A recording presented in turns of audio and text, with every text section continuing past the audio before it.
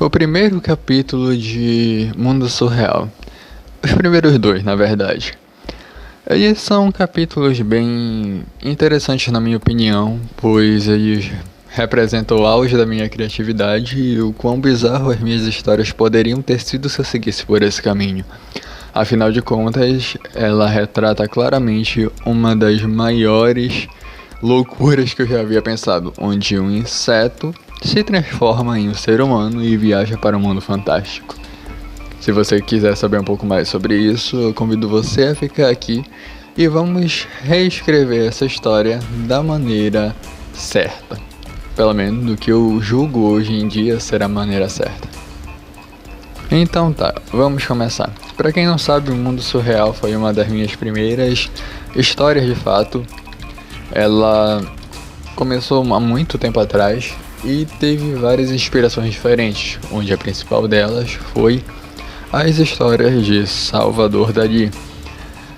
As histórias dele não, né? Então mais para pinturas.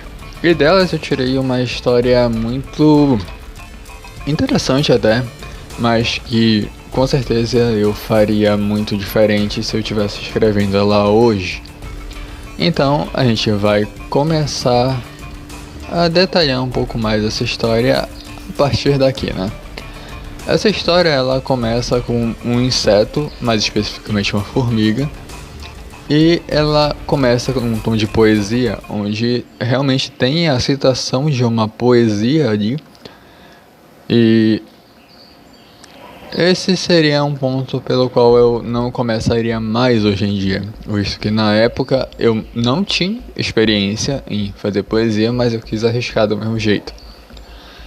Não foi uma boa saída, mas deu um tom diferente na história. Apesar disso, seria uma coisa que hoje eu não faria de jeito nenhum.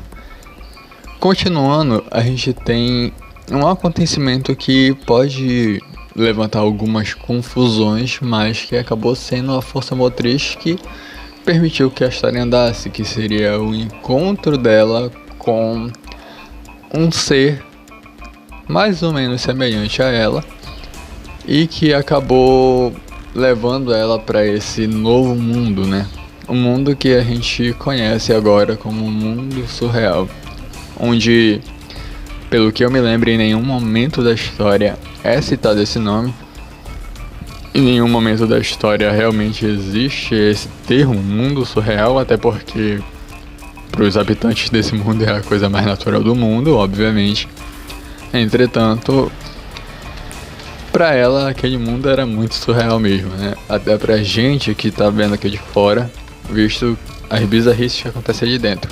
Uma coisa meio Alice no País das Maravilhas mesmo, o que é ressaltado e pode ser considerado se nós vermos, né, se nós analisarmos que a protagonista da história é uma protagonista feminina, alguém que lembra muito a própria Alice, ali dos contos de Lewis Carroll.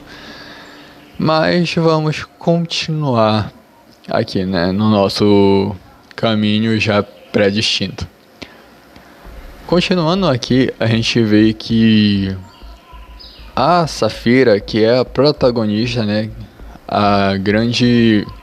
o grande ponto de referência da história, ela fica bem assustada com um mundo onde ela acaba caindo.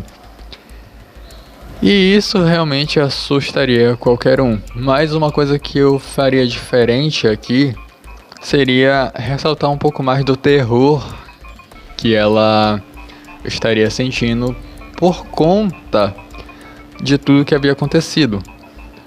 Esse segundo capítulo, né, que é intitulado Onde Estou, ela mostra o quão horrorizado o personagem ficou, só que é muito superficial. Eu teria colocado mais profundidade dessa vez, porque é uma situação completamente diferente. Imagine se você acordar em um lugar diferente, com uma forma diferente, em um ambiente completamente hostil, onde você não é mais quem você costumava ser, ou no caso, o que você costumava ser, e cercado de coisas que não são e não funcionam como deveriam funcionar, como deveriam ser. E as coisas só vão piorando a partir dali, porque ela olha, né, ao redor e ela vê um outro personagem, né, que já seria o próprio Henry ali.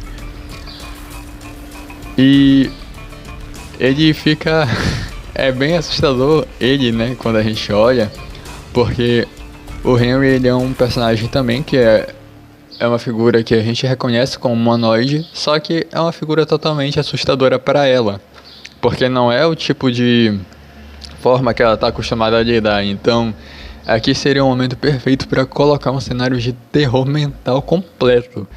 Mas não é isso que acontece. O que a gente vê no livro é que ela fica só muito surpresa com o que acabou acontecendo.